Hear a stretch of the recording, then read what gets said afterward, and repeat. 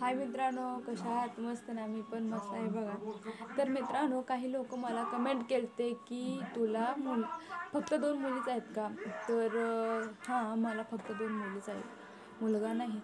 तर म्हणजे ही यूट्यूब फॅमिलीने तर असं कमेंट केलं की त्यांना माहीत नसेल म्हणून त्यांनी विचारलं.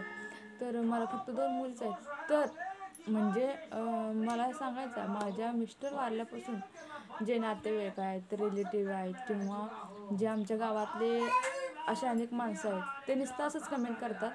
जिथं जिथं मी दिसले ते जवळ येतात, माझे सगळे विचारतात असं कसं झालं, हे झालं, कसं झालं, काय म्हणजे जी पण घटना त्यांना माहीत असेल ते विचारतात आणि म्हणतात, अरे देवा, फक्त तुला 2च मुलं आहे, तू एक काय देवाने वाढून ठेवलं. म्हणजे आता तू जगणार कसं, आयुष्य कसं काढणार या 2 मुलीसोबत? या तर नांदायला जातात लग्न करून, तुझं कसं होणार? म्हणजे वंशाला दिवा तर पाहिजे की काय बाई, काय असं कसं व्हायला नको होतं. तर मित्रांनो, मला मान्य आहे की ही गोष्ट व्हायला नको होती, पण जी नशिबात असतं ते होतच असतं. फक्त त्याला समोर कसं जायचे आणि काय करायचं हे फक्त देवाने त्याला आशीर्वाद घातला, कसं समोर जायचं ते.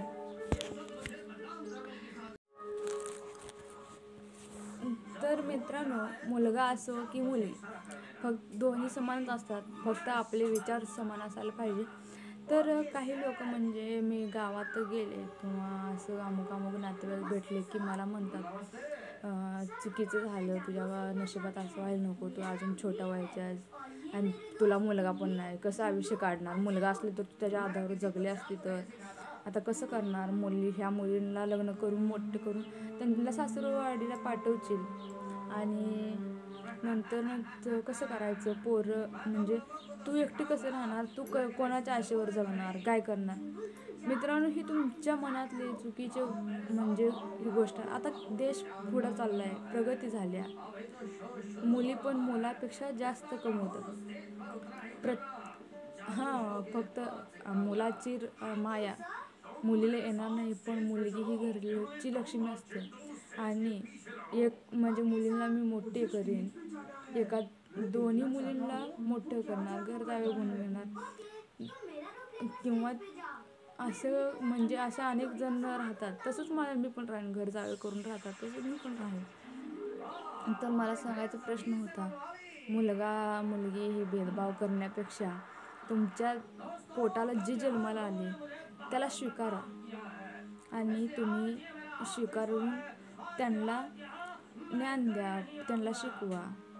अनेक अशा मुली आहेत मित्रांनो की त्यांना म्हणजे एकही मुलं नसलेले असे अनेक कुटुंब आहेत, पण त्या मुली सासरवाडीला सांभाळून, घरातली जबाबदारी सांभाळून आपल्या आईवडिलाकडे पण लक्ष देतात, सासू सासऱ्याला पण लक्ष देतात. अशा अनेक मुली आहेत, म्हणजे अशा मुली आहेत. आपण संस्कार द्यायचं, जे नशिबात आहे ते तर होणारच आहे. जर नशिबात माझ्या मुली पुढे जाऊन मला नाही सांभाळू दे, नाही सांभाळू, पण देव तर आहे ना मित्रांनो, मला जन्म घातलाय देवानं, तर एक ना एक दिवस देव नक्की पावेल. आणि मला एवढंच म्हणायचं आहे की मुलगा मुलगी भेदभाव करू नका. एक मुलगी झाली, दुसरी मुलगी झाली, तिसरा मुलगी झाली, तर मुलगा मुलगी असं भेदभाव करायची काय गरज आहे मित्रांनो? पूर्वीच्या काळात ही मांडलं जायचं की मुलगी नसून मुलगाच असायला पाहिजे, मुलगा वंशाचा दिवा आहे. काय बच्चा झालेच नको तसं.